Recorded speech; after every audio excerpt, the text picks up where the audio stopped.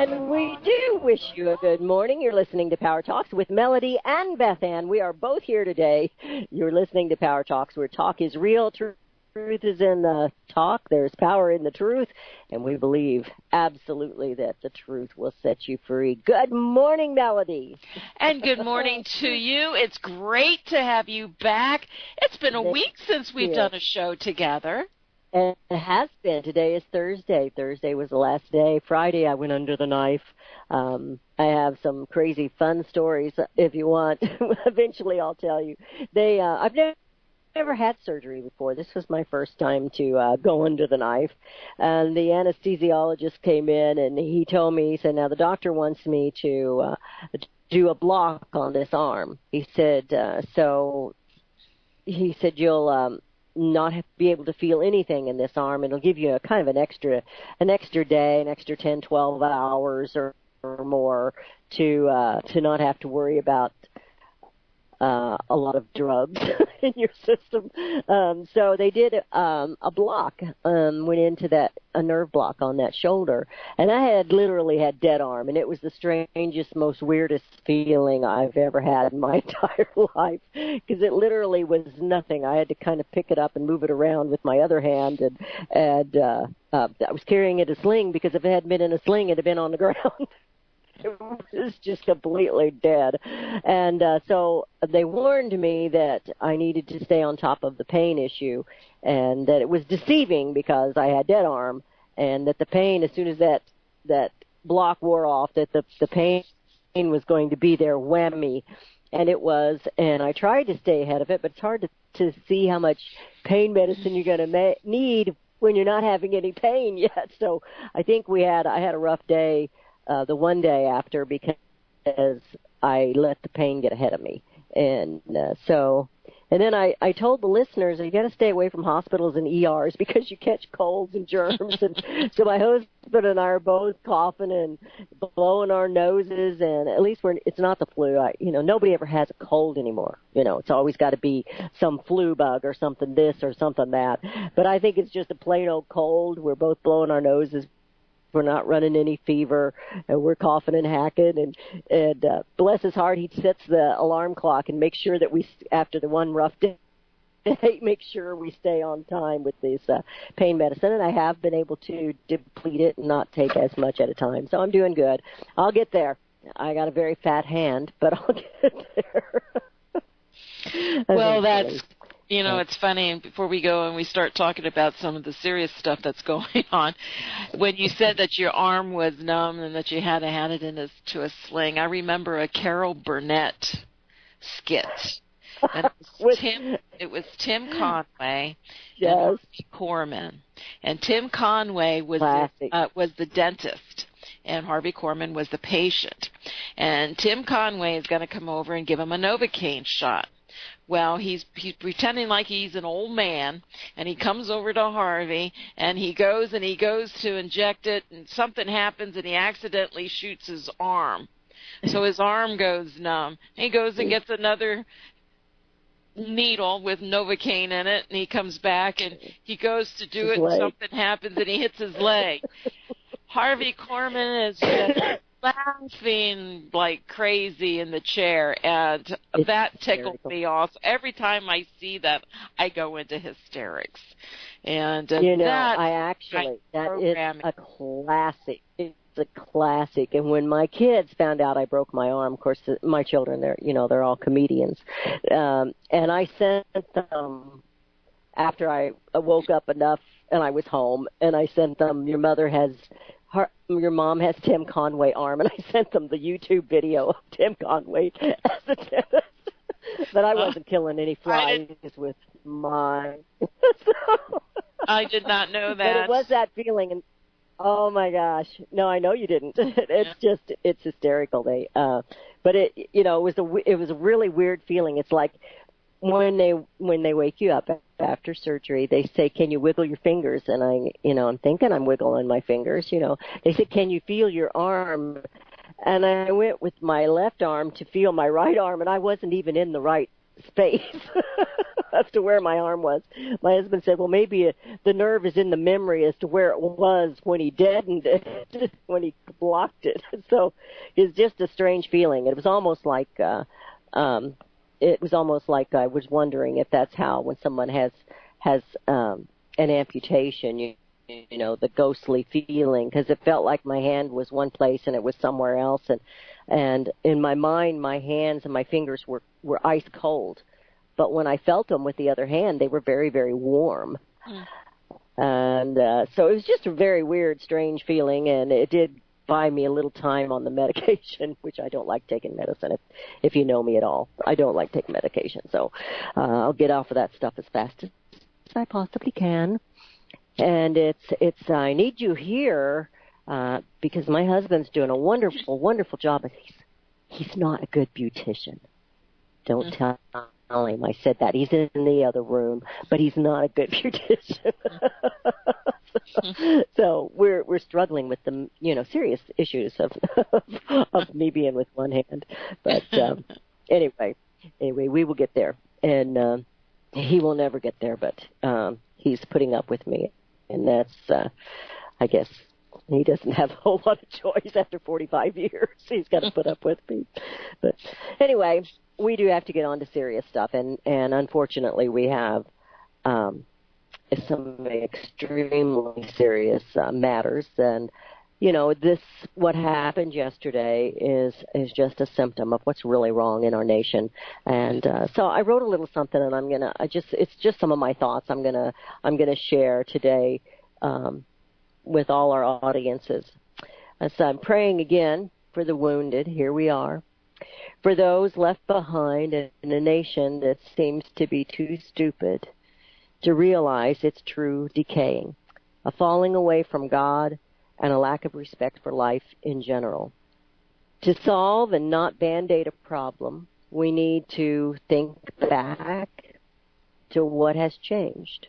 Question why we had less gun laws 20 years ago or 30 years ago, but had less school violence, there weren't shootings, people, especially around this area, the youngsters had their .22 rifles or their deer guns, in the back of their pickup trucks. Mm-hmm. Question, why does health care cost more today than it did 20 or 30 years ago? What has really changed? You can't legislate morality or common sense. Yesterday, we talked about Joy Behar and The View. We mentioned that. I like to go off on Joy Behar. And the lack of respect for God. She was mocking God, Melody. I'm sure you saw that. And the lack of respect or fear of God. The nature of the left is to control everything. They believe man is basically good, but we're not. Scripture tells us otherwise. If you're a believer, you know that we're inherently not good. The sheriff, I met our county sheriff yesterday. Was out a little bit, and he was telling me, Melody, about a youngster. It wasn't in this state. It wasn't in the state of Missouri, but he was telling about a parent of a 13-year-old who refused to get up and go to school. So the parent calls the deputy. The deputy.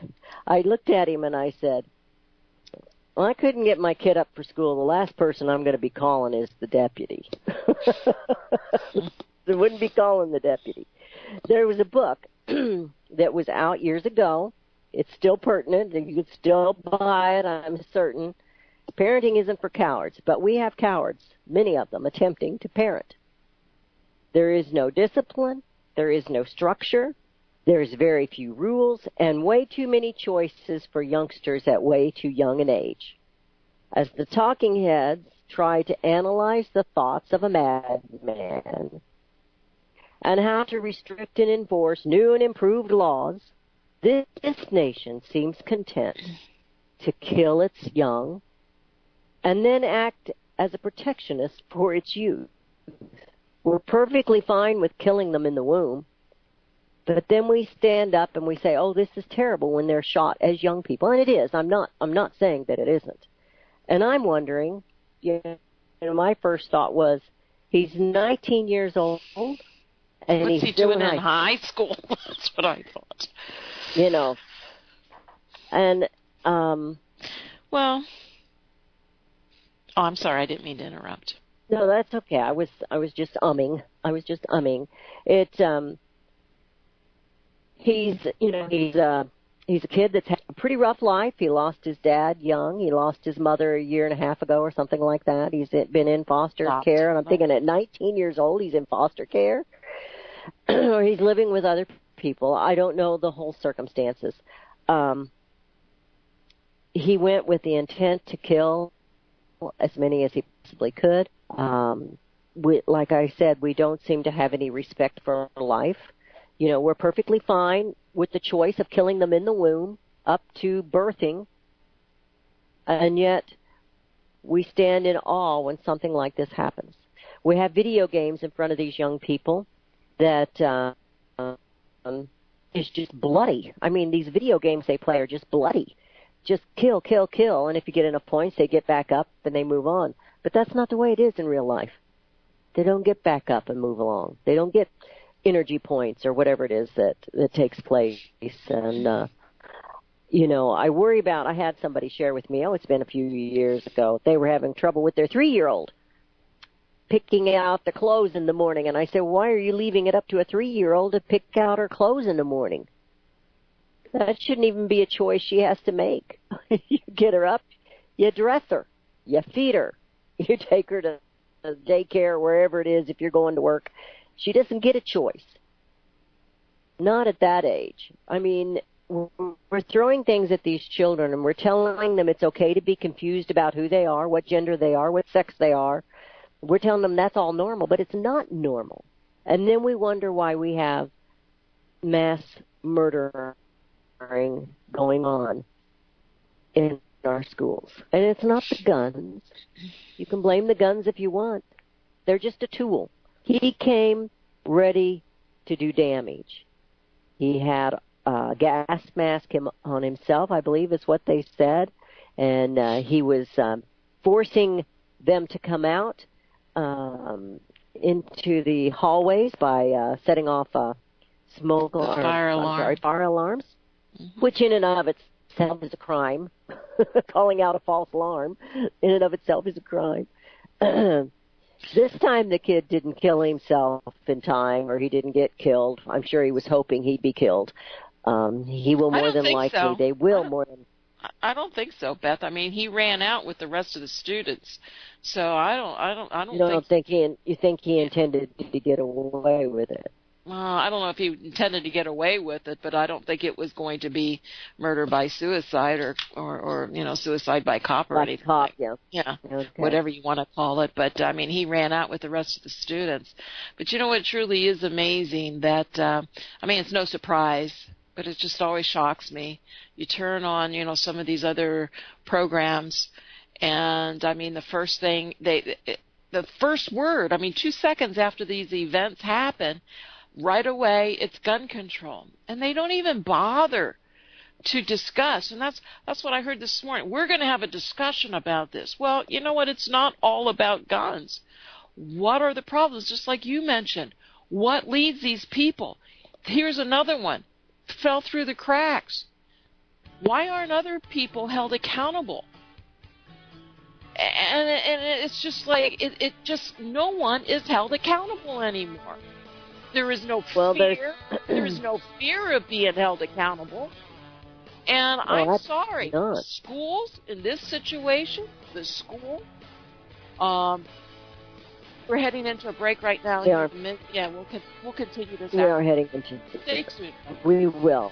717-300-1218. Please keep on topic, and let's try to have solutions, not just scream at the issues, because there are solutions, and of course the one solution is coming back to God. And you will come back to Power Talks in just a few minutes. Hear it first on FirstAmendmentRadio.com and FirstAmendmentRadio.net. Gold and silver is tremendously undervalued. Global demand vastly exceeds mine supply by more than 60% annually. There is little in the financial world more certain than a coming explosion in the prices of gold and silver. The U.S. dollar continues to lose value and respect as the world's reserve currency. Our nation faces challenges on many fronts, and a day doesn't pass without another economist bringing forth warnings of impending economic calamity. There has never been a better time than right now to acquire physical gold and silver. Discount Gold and Silver Trading was founded on the principles of truth and honesty.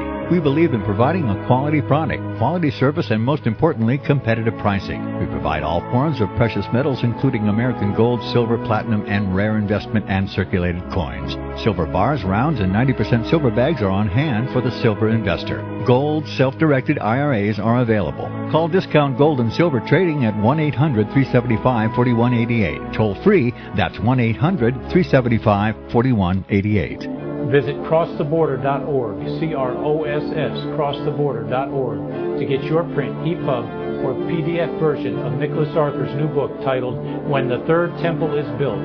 That's crosstheborder.org. When it comes to prophecy today, much of the evangelical Christian world has their eyes on Israel, waiting and watching to see when the third temple will begin to be built. The plans are drawn. The Jewish people are eager. Most evangelical Christians today believe that the rapture will happen before the third temple is built. Hi, I'm Michael Eugene. I was taught that Daniel's 70th week was in the future. Is that really what the Bible teaches?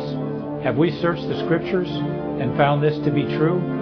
Why is it so important for a reestablished Israel to build a third temple in Jerusalem? Is it necessary to build a temple on the same location already occupied by the Dome of the Rock? Is it necessary for sacrifices to take place in the temple on Temple Mount? Is there really a rapture followed by 7 years of tribulation? What is the New Testament temple? Can we identify history and prophecy? Who is the first beast in Revelation chapter 13? Who are the 7 kings in Revelation 17? I have asked all these questions, and I have found Nicholas Arthur's new book, When the Third Temple is Built, answers all these questions and more using Scripture to interpret Scripture. The Bible says that no prophecy of Scripture is of any private interpretation. Nicholas shows us in his new book, When the Third Temple is Built, how the Bible interprets prophecy and not man's private interpretation. Visit crosstheborder.org, CROSS, crosstheborder.org, to get your print, EPUB, or PDF version of Nicholas Arthur's new book titled When the Third Temple is Built. That's crosstheborder.org. Years ahead of the dominant media, FirstAmendmentRadio.com and FirstAmendmentRadio.net. And we have returned. You're listening to Power Talks with Melody and Beth Ann in the morning. We've been kind of discussing what took place yesterday in Florida as we had another mass shooting from one individual who is a very disturbed, angry man. I don't like to call him a youth when he's 19. You know better. 19 years old, you know that murder is murder, and he will more than likely be tried as an adult, and they will more than likely go for the death penalty. And the reason I say that is because he plotted it out. He had everything planned as to what he was going to do. He went in there with the intent to take out as much life as he possibly could, do as much damage as he possibly could. There was one story that came across this morning about the football coach who jumped in front of some of the youth and took the bullets, gave his life up for them. And, I'm sure we'll hear about other heroes that stepped up and sacrificed their own lives to save others. It's heart-wrenching, heartbreaking, and yet it's heartwarming to know that we have heroes like that within the school walls that are there truly trying to take care of the children. And somebody will have to answer, I don't know in what capacity, how we're going to hold people responsible. Social media was a telltale sign. This young man was disturbed and was plotting something. And Of course, the left, they're all going after the gun right now. The gun is the evil one. He would have done it with whatever he could have got a hold of, and well, laws. you know what? It's just no. You know what? The social media and all this stuff. You know what? I tried to use the word freedom as a password, and they said I couldn't. Thing popped up that said it was offensive. You have Facebook that is pulling out these supposedly Russian advertisements and so forth because it has affected, they're all over the place censoring everything. But yet, boy, when something like this happens, they just run the other way and say, oh, well, it's so, no, I mean, and it is tough because it's like, where is our privacy? But you have no privacy on an issues with the social networks. There's no privacy there. It's not expected. It's not desired privacy on the Internet. Are you kidding me? So, I mean, he fell through just like the guy in Las Vegas. Yes. Okay? Why did the FBI allow that person, all these background checks fall through? Who was accountable for letting that slide by? I mean, these were bells that were being rung. Now, would it have prevented it? I don't know. But no one is asking the questions. No one goes back. No one cares about why they're falling through the cracks. This guy, why did he fall through? Everybody knew. Everybody knew he was a wacko. He wasn't even allowed to come. You're right. Why was he going to school at the age of 19? Why was he even allowed in the school with a backpack?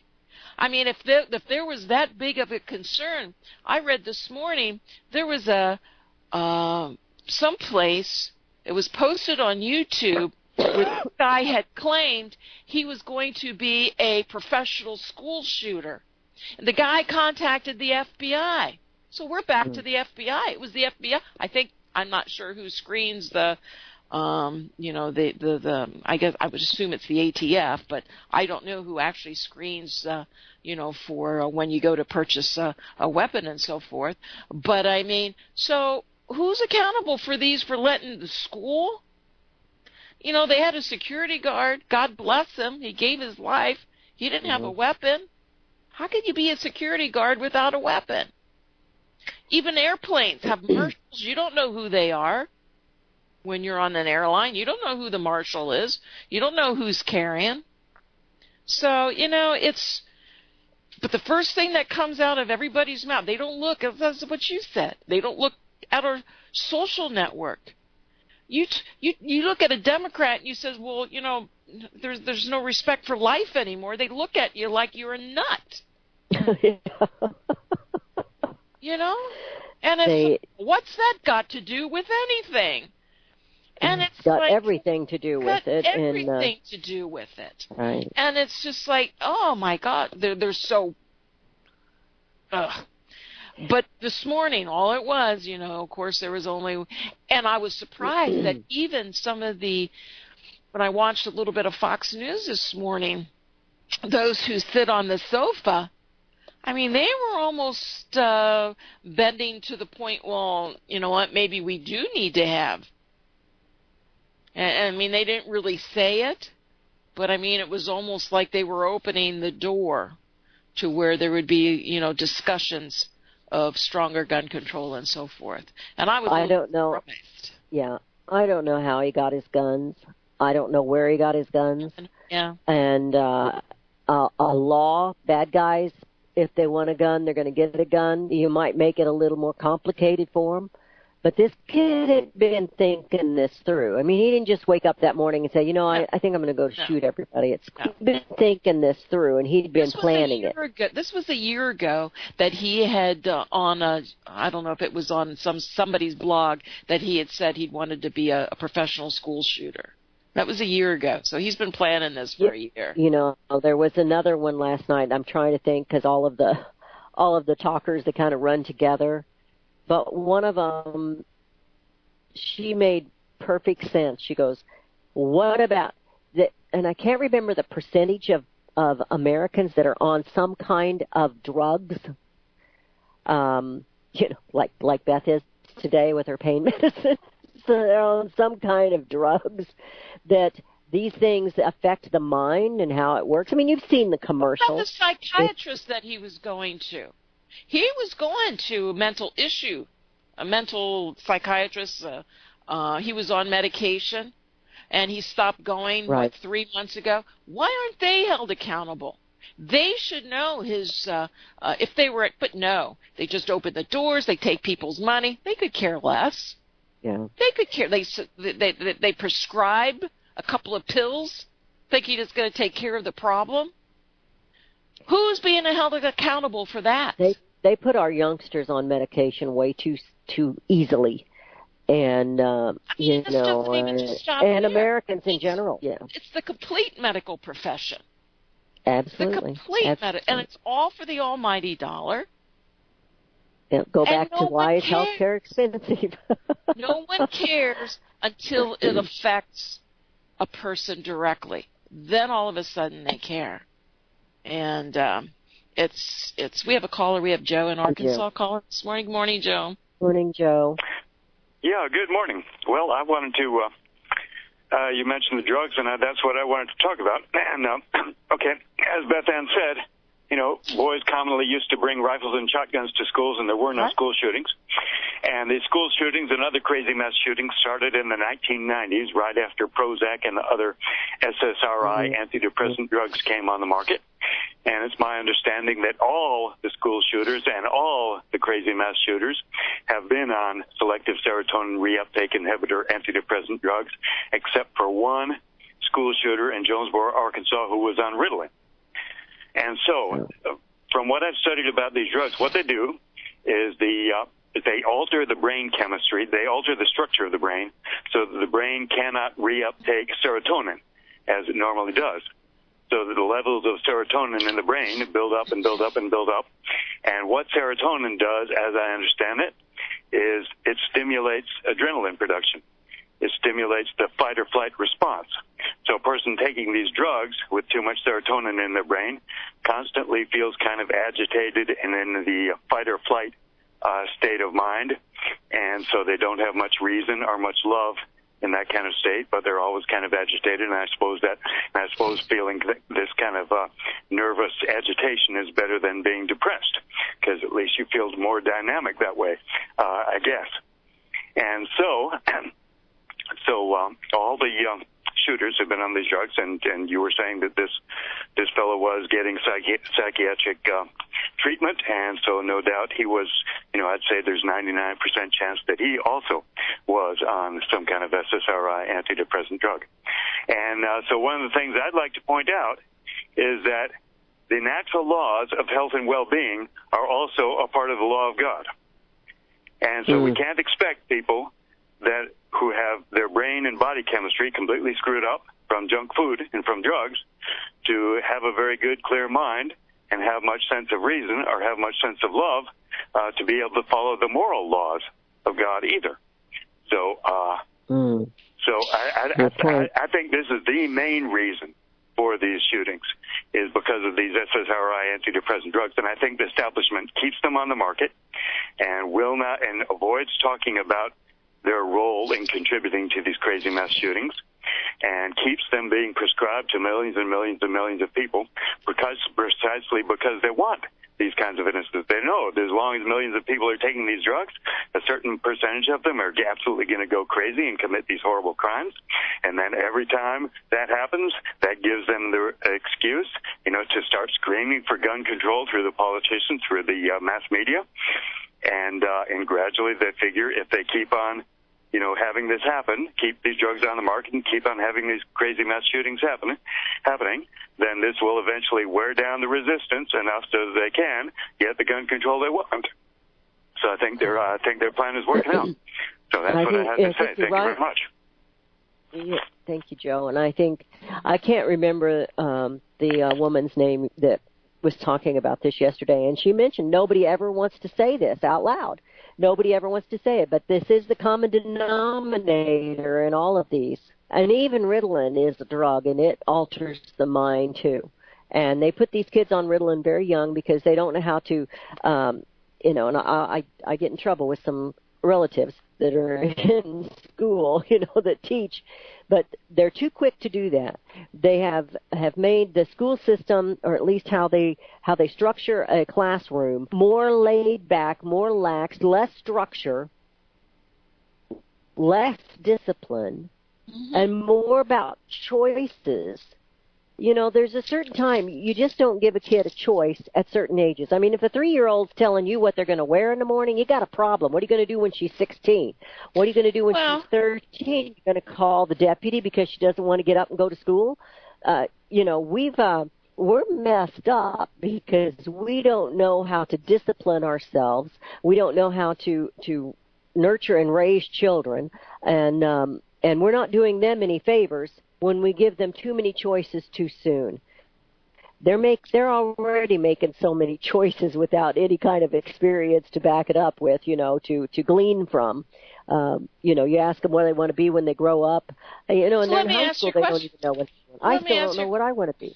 Let me ask you a question. Why is the United States, there was a report done, it was done several years ago, 27% of adults in the United States will experience some sort of mental health disorder, making the U.S. the country with the highest prevalence. Mental health disorders include mood disorders, anxiety disorders, attention deficit, hyperactivity disorder, and substance abuse. Over one's entire lifetime, the average American has a 47.4% chance of having any kind of mental health disorder. That's almost 1 in 2. So, why does the U.S. have these types of numbers compared to the rest of the world? That's very interesting, isn't it? I have noticed in the last several weeks, maybe a few months, that now we have a medicine advertised. I don't know the name of it. But if you're on antidepressant medicine and you're still feeling depressed, we have another medicine for you. It's like, seriously, an anti-depression medicine. Just throw a pill at it. Just throw a pill at it instead of really getting in and understanding why is it you're feeling this way. You need to learn to cope. I told you when my father passed away and we were dealing with Mom in the midst of Alzheimer's. I had a younger brother that got himself into some trouble. And we were dealing with all kinds of things. And my brother's wife was dying as well. She was diagnosed terminally, all in this, in this 6 to 8 month span of time. And we did lose her 6 months after she was diagnosed, as they said. And, I go to the doctor, and I think I had something else going on. And she says, well, do you want some antidepressant medicine? And I go, no, I don't want any medicine for this. I said, I have to learn to cope with life. I said, this is life, and I have to learn to cope with it. And, but immediately they wanted to put me on antidepressant. I wasn't really depressed, but I was dealing with an awful lot of stuff at that moment. I wasn't extremely happy either. I just lost my daddy. I knew my mom was not doing well. My brother was losing his wife, and he himself was not well. Another brother that got in trouble and was, headed to prison. And it's like, one thing after the other. Well, that's life. You got to learn to deal with it. You can't just take a pill and it's going to go away. I get this, that there's some people that are stronger than others, and I get that. We're not all the same. But I think, again, we go back to we go back to what you said earlier. We're not teaching our children, and I'm not a mother. I don't have any children. I know people get upset when people say this, but the only child I have is my dog. And she's easy. Not every day. I just have to teach her to go to the bathroom outside and we're good. But anyway, we constantly, from reading and understanding and trying to, connect the dots, we've come to a point where, and I don't know if this is just, I don't know why other countries don't have this problem, but we are the wealthiest nation in the world.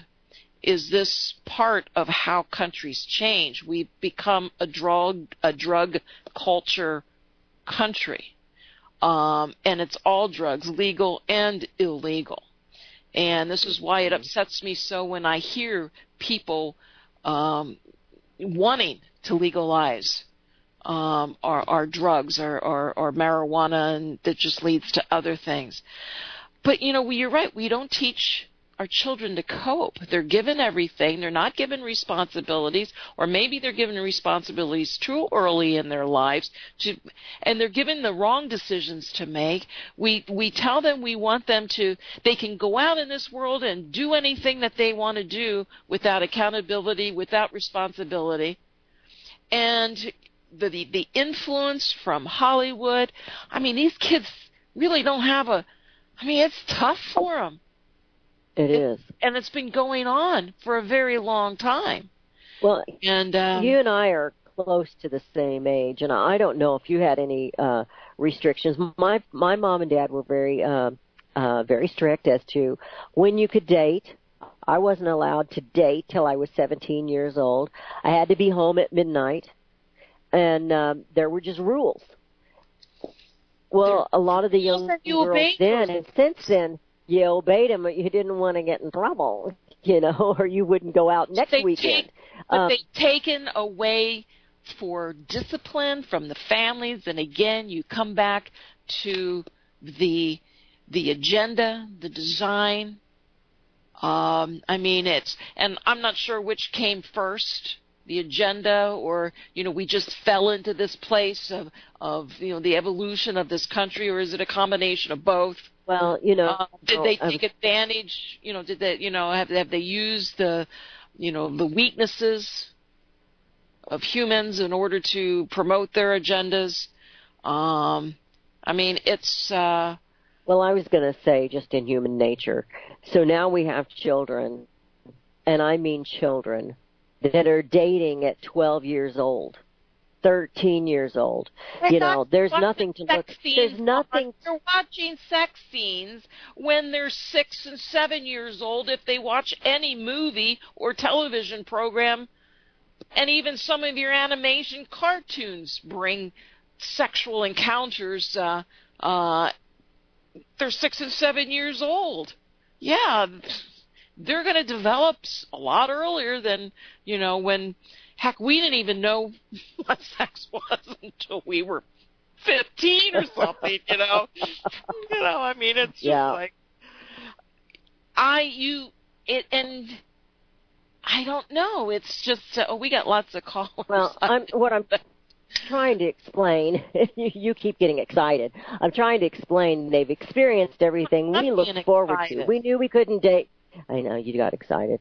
We 12-year-olds, 13-year-olds, they've experienced everything. We were waiting to go to the prom. That was a big thing, You went to the prom, you went to homecoming, and all that was a big, huge deal. But now they've experienced all this dating, and they're encouraged. It's up to you when you start having sex, and there's no morality taught. There's no, we have a problem in this country. And our generation is responsible with the sexual revolution, and now we don't want to be responsible for that.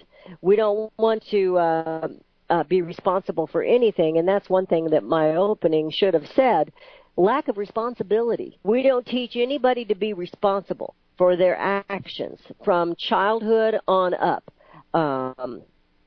You're getting excited. Keep calling this kid. I'm getting excited. They keep calling this kid a youth at 19 years old. Yeah, he's young, but he's not. He knew what he was doing. He knew what he was doing when he was going in there. And he's a man. That's right. He's absolutely correct. And anyway, go ahead. Let's go ahead and go to Tom in Michigan. Good morning, Tom. Good morning. Good morning, Tom. Thanks for taking my call. I wanted to go back to the drugs. That your previous caller, he said that they stimulate adrenaline, and there's a guy named Abram Hoffer and Dr. Osmond. They wrote a book called Living with Schizophrenia.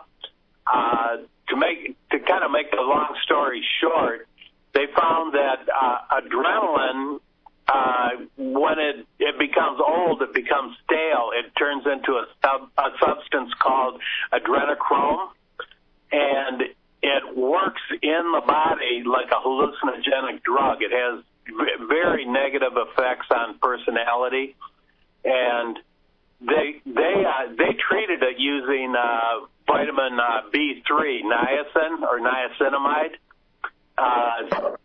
and they actually cured really horrible schizophrenics in this matter. But their whole premise is that a certain percentage of the population is not able to metabolize adrenaline in the system fast enough to keep it from turning to adrenochrome, and it builds up, and they basically lose touch with reality. It's like, excuse me, it's like being on LSD every day.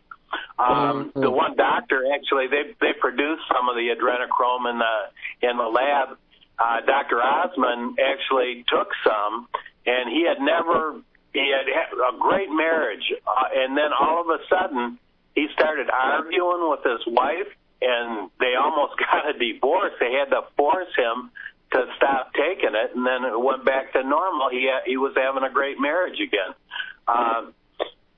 The vitamin B3 niacinamide is one of the cheapest and most stable vitamins there is, and I mean, I think it's something worth looking into. Abram Hoffer has I think he's passed on, but he still has a real big following online. A lot of articles he published. He was a psychiatrist. He gave up his license so he could pursue this research. He claimed that somehow the license bound him where he wouldn't be able to say some of the things he said if he had a license. I think it's worth looking into. I've talked, even people I know, I say, I tell them about it, and they're having a bad day or something. I take a couple of grams of vitamin B3 niacinamide. That's the buffered type. It doesn't cause the niacin flush, and see how you feel. Right.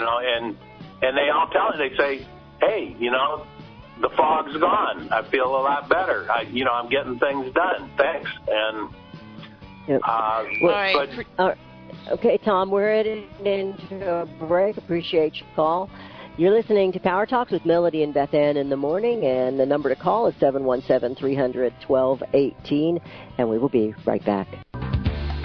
Hear it first on FirstAmendmentRadio.com and FirstAmendmentRadio.net.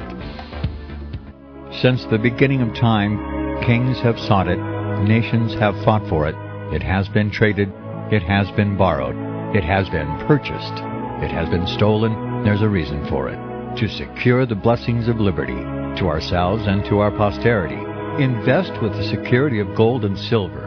Call Discount Gold and Silver Trading at 1-800-375-4188 or visit discountgoldandsilvertrading.net. Listen to Financial Survival with your host Melody Cedarstrom right here on FirstAmendmentRadio.com at 4 p.m. Eastern or 1 p.m. Pacific Time. Visit discountgoldandsilvertrading.net or call Discount Gold and Silver Trading at 1-800-375-4188. Toll free 1-800-375-4188.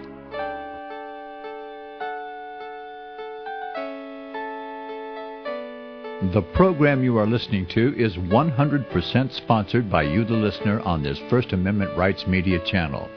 You will notice that there are few commercials on this radio network. There's a good reason for that. Corporate advertising dollars come with strings that limit program content.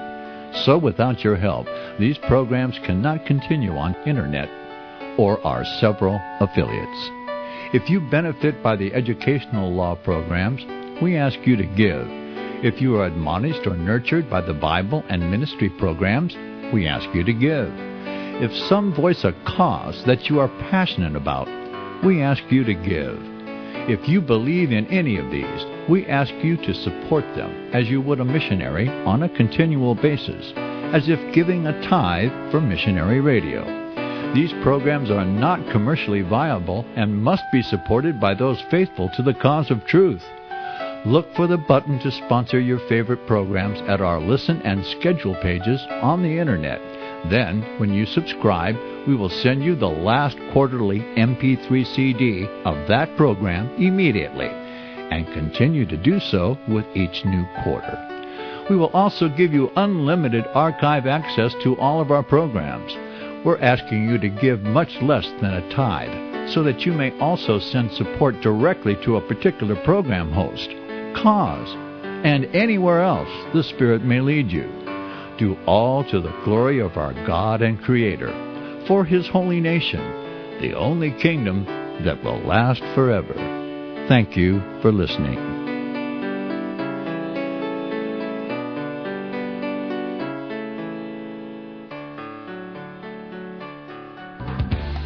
Hear it first on FirstAmendmentRadio.com and FirstAmendmentRadio.net. And we have returned to Tower Tops with Melody and Beth Ann in the morning. We've been discussing the horrific situation in Florida and across our nation. And, of course, you know me, I'm not looking at a gun as the bad guy. I'm looking at the bad guy as the bad guy, and I'm looking at what has changed in this nation. I think every caller we've had has come to the conclusion, yes, we've got way too many Americans taking mind-altering, helpful drugs, antidepressants and other things. But there's been other things that have changed, and I think we need to look at that. And one of the main things is the falling away from God. Go ahead. I'm sorry, Melody. You know, what's interesting, too, is many times when those who come right out and, they want the NRA to close up, they'll blame the NRA and everything else. Oh, they're the biggest lobbyists. And no, they're not the biggest lobbyists in D.C. Why don't you check out the Round Table? We talked about them a couple of weeks ago. They're the most powerful, the wealthiest lobbyist group, and Jamie Dimon, J.P. Morgan, is the head of it. But nobody ever talks about the power that they have. It's always they go to the NRA. But what's interesting is those who point the fingers to the NRA, and when we're talking about drugs, and we bring that up to them, many of them know either their children are on those medications, because there's so many of them that are on the medications. They really can't accept that gee, maybe that is our problem, part of the problem. It's not the whole problem, but it is part of the problem, because most likely a lot of their children are on the drugs themselves. So, they certainly can't say, oh, gee, I'm giving my child something that, could, change his personality, and, it might not be the best thing for him, so they don't even want to go in that direction. And that's just, it's just an observation, but I think it's a fairly good one. But because there are so many, so they just point to the one thing that seems to be the most obvious. And you're right, it isn't the weaponry. It is certainly there's just so many things. It's not as a rule. I mean, there are situations where equipment fails, but as a rule, a car didn't cause the car accident. It's the driver. It's usually a distraction, something that he or she was distracted from. Sometimes equipment fails. Sometimes you have a brake failure. You have something else. But as a rule, the vehicle didn't cause the accident any more than the gun caused the shooting. It's an instrument. It's a tool. It's a piece of equipment. It's not something that causes the brain to go crazy. Drugs alter. We're quick to try to fix everything. I say we live in a microwave world. We want everything instant. I worked at a medical clinic for years. We had a 30-minute lunch. Y'all line up there at the microwave with your frozen meals. You look at it. Oh my gosh, this one takes 7 minutes. Because we want it to be instant. Mine didn't, because I let mine thaw out, so it didn't take that long. But we want everything instant. We want everything fixed. And sometimes you have to live through life. I didn't like that I lost my daddy. I didn't like that Mom had Alzheimer's. I didn't like that my little brother was in trouble. I didn't like that my brother was losing his wife. Those things were just happening all at once. But I didn't need an altering drug. I needed, I needed support, and I got that. I had loving support. But I just had to, lean on the Lord a little harder and a lot stronger, and that's, I don't know that I'm any stronger than anyone else. I just, I knew that wasn't the answer. We do have another caller. We have Ivan calling us. Good morning, Ivan. Yes, good morning, ladies. How good morning, are you doing? Ivan. We're doing good. Yes. What you got? Yeah, well, it's like you say, it's a tough issue, but it's a simple solution to it. I mean, one, the family is falling apart. Okay, so that has to be corrected. Right. The churches are going away from the true teachings of Christ. Okay, they just kind of go at their wherever they are being led. Discipline is not there, both at home and at school. And if you touch little Johnny or any young lady, you get sued. So what used to be the basis or the foundation which the family was based, which their life was based on, is crumbling. Okay, so the foundation is gone. So that's why we have all these problems. And you can pump them with all kinds of pills and everything else. It's not that. I mean, God didn't create pills for, there are natural cures which can be used and for coughing, most of the sicknesses. God provided it. And so, in essence, this is where the whole thing lies. I think we are trying to outdo God and be equal to Him, and that doesn't work. No, it doesn't. You're right, David. You're right. And somebody last night mentioned right away the breaking down of the American families. We have been on a downward trend, destroying the family structure for several decades, and diminishing the importance of a father and a mother in the home.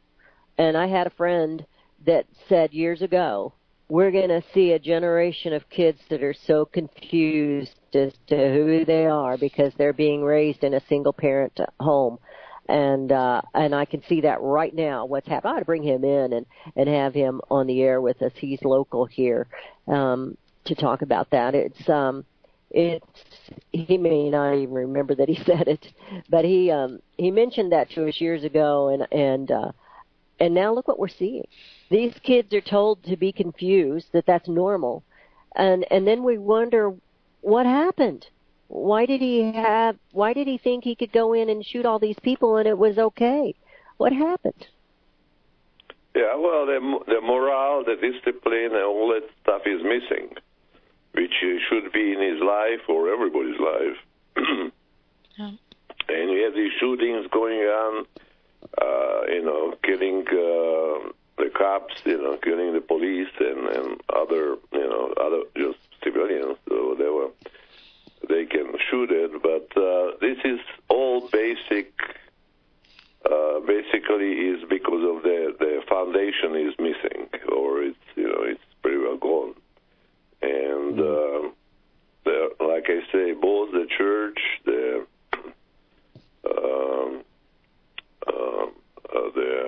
lack of discipline. lack of these items like discipline and morale and is gone, and the schools are teaching schools are teaching them. Yes, Melody, sorry. No, that's all right. No. I just want to say one thing. You know, we often call it politics. We talk about it being an agenda. We talk about it, you know, is it the evolution? Is it an agenda? Is it all by design? So we can talk on one level, that, you know, this is the way of bringing down America and ruining the strongest, the greatest nation that ever was. We can take it to another level, and it is spiritual. Mm-hmm. It is basically evil versus good, God, devil, God, and Satan. I mean, that is the level where we're at, and it's. Well, I fully agree that that is the level we are, because we are fighting. What does the Bible say? Principalities. Principalities. Yeah. It's not our battle's not with flesh and blood, but with principalities. Yep. And, you know, children, where I hear the music, children need structure. And if you have, I raised 5, and so I've got you covered there, Melody, because you said you didn't raise any, but I raised 5, so we can both talk about it. But it's, you have to have structure. There's a reason you have breakfast at a certain time and lunch at a certain time and your supper meal at a certain time. You have structure. Everything has to have, it just has to be out there so that the kids know what to expect, and we've kind of taken that away. I hear the music, and we will be back tomorrow, both of us. We're going to both be here, right, Melody? What? Yes, we will be. She's messing with me. We'll see you tomorrow. You have a blessed day. Keep praying for this nation.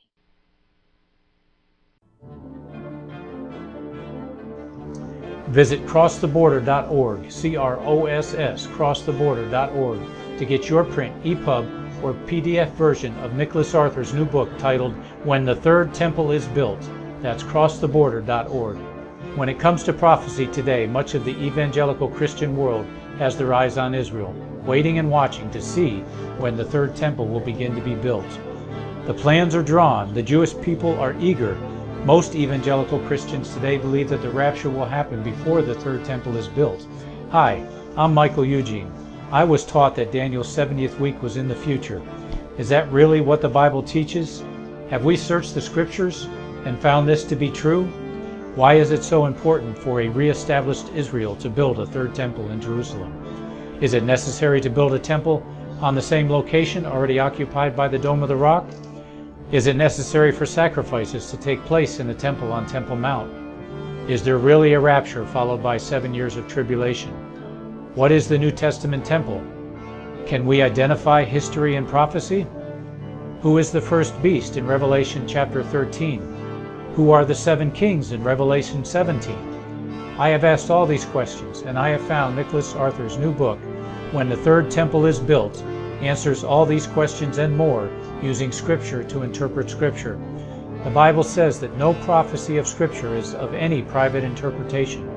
Nicholas shows us in his new book, When the Third Temple is Built, how the Bible interprets prophecy and not man's private interpretation.